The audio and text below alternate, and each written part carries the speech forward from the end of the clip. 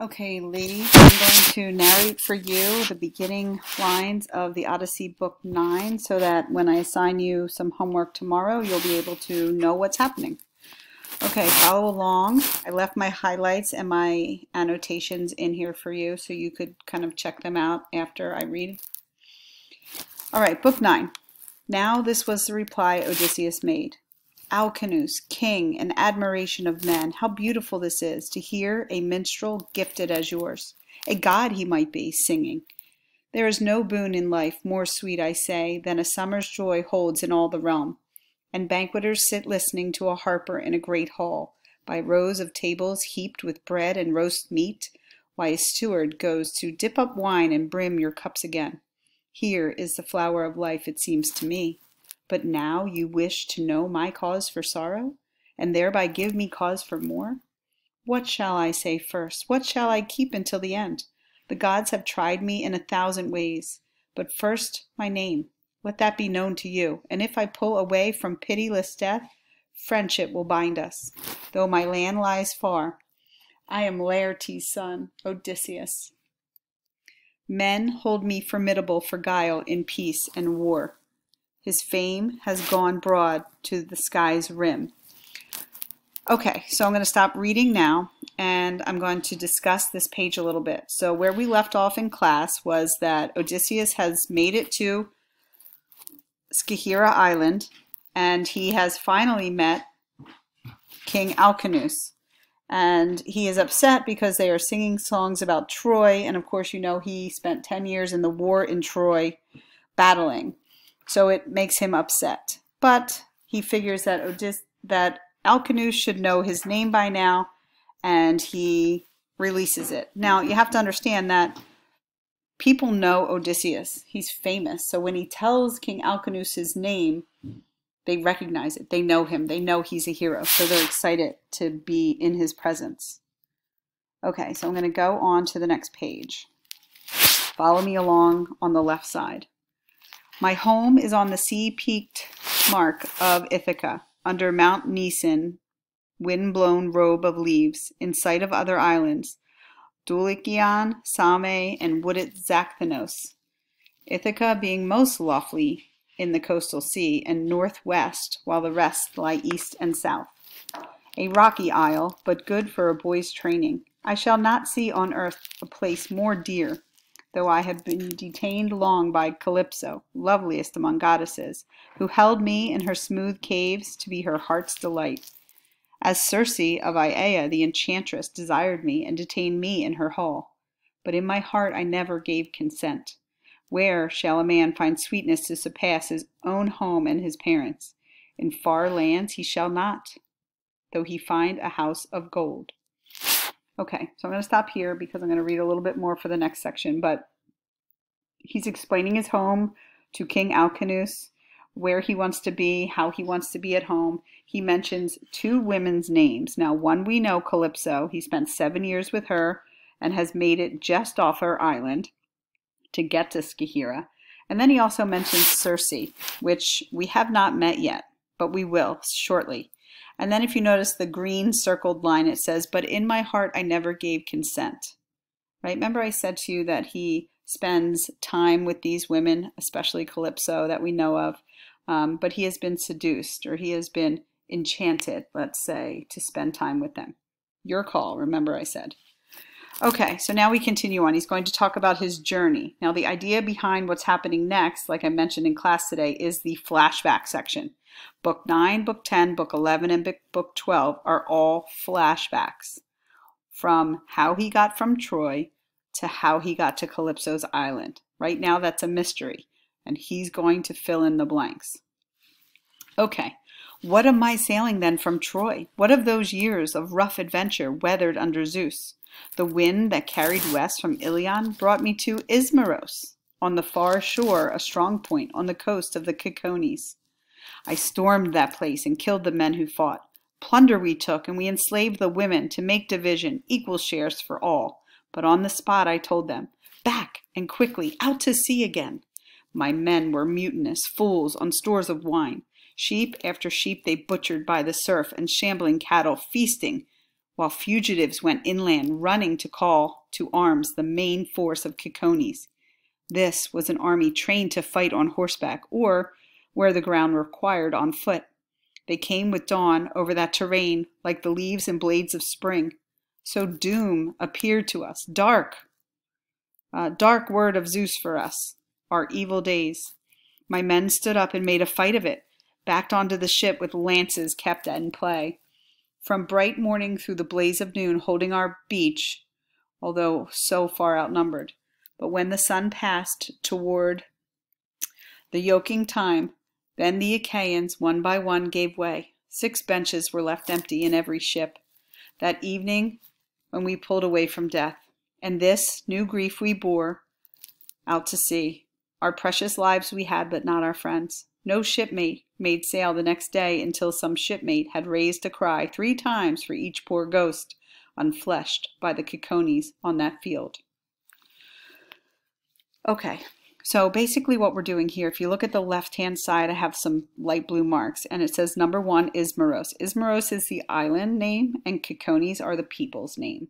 So what happens is, remember, he's leaving Troy. So we're going all the way back to the flashback of him leaving Troy and stopping on his first island after the war. So of course he's going to pillage and plunder the people on here. That's what he's used to. He's been fighting for 10 years in the war with the Trojans. So when it says he stormed the place and he pillaged and they slaughtered animals and they took women, enslaved them, this is how they behave because this is what they know. This is what they're used to. But the problem with doing this on the island of Ismaros is the Cicones fight back. Look at the few highlighted lines. It says, the army was raised and they pushed Odysseus and his men back to the shore to their boats. Now look at the top of the page here. In that box it says outnumbered. Odysseus and his men are starting to lose. Here's the time where I usually make up a fake number. Let's say that Odysseus was bringing his men back. He has 100 ships and there's 100 men on each ship. That's fake. I'm making it up. So it says here 6 benches were left empty in every ship. So if we change it to percentages, so if he has 60 men gone for every 100, he only has 40% men in each ship. He's lost more than half of his men. So, knowing Odysseus like we do, he wants to bring his men home. So this grieves him very much. He finds loyalty in his men and wants to honor them. So he cannot stop and bury all those bodies for respect. So what he does, it says here, the ships did not leave, the last 2 lines, until every man had raised a cry 3 times for each poor ghost unfleshed by the Cicones. So he honors his men by yelling their names out into the air before they leave the island. Okay, so that's Island 1 after Troy. We're going to put it all together in our timeline. Okay, let's see here. I'm going to keep going a little more. Middle of stanza. Now Zeus, the lord of the cloud, roused in the north a storm against the ships, and driving veils and squalls moved down like night on land and sea. The bows went plunging at the gust. Sails cracked and lashed out strips in the big wind. We saw death in that fury, dropped the yards, unshipped the oars, and pulled for the nearest lee. Then 2 long days and nights we lay offshore, worn out, sick at heart, tasting our grief, until a 3rd dawn came with ringlets shining. Then we put up our masts, hauled sail, and rested, letting the steersman and the breeze take over. I might have made it safely home that time, but as I came round Malaya, the current took me out to sea, and from the north a fresh gale drove me on past Kythera. 9 days I drifted on the teeming sea before dangerous high winds. Upon the 10th we came to a coastline of the lotus eaters who live upon that flower.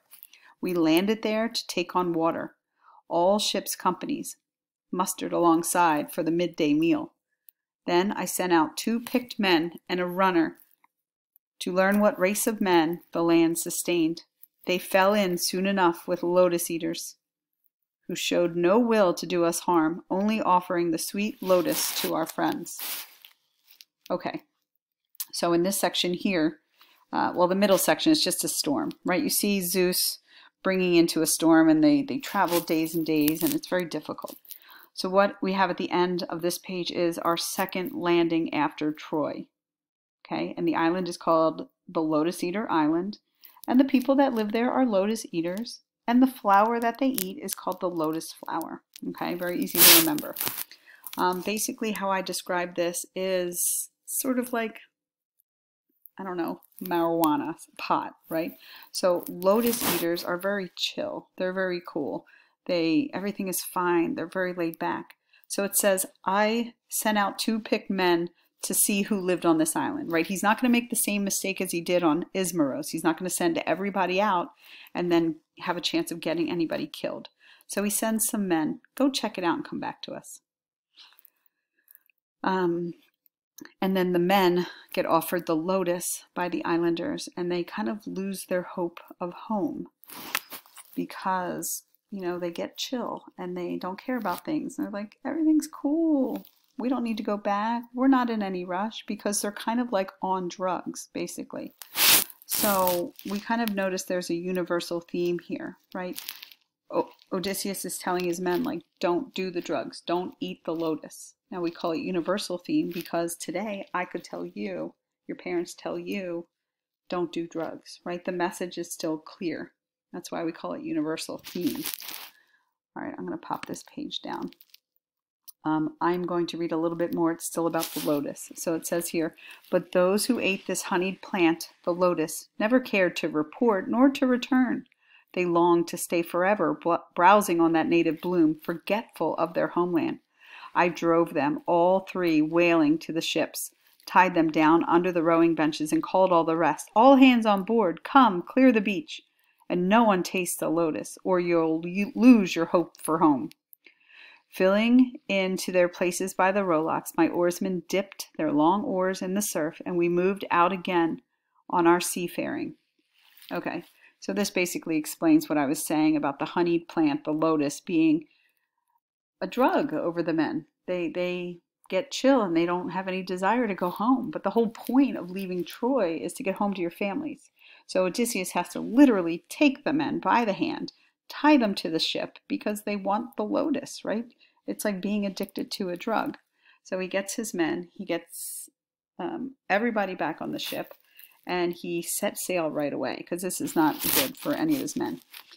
If you've ever seen the Percy Jackson movie, when they're in the hotel and they're eating those like little hors d'oeuvres and they don't realize they've been there for multiple days, that's kind of a play off of this on the lotus and being kind of trapped in a place where you don't care that you're leaving, but you should be leaving. The next part is the beginning of the Cyclopses, but I'm going to stop this audio recording here and I'm going to start up a second one.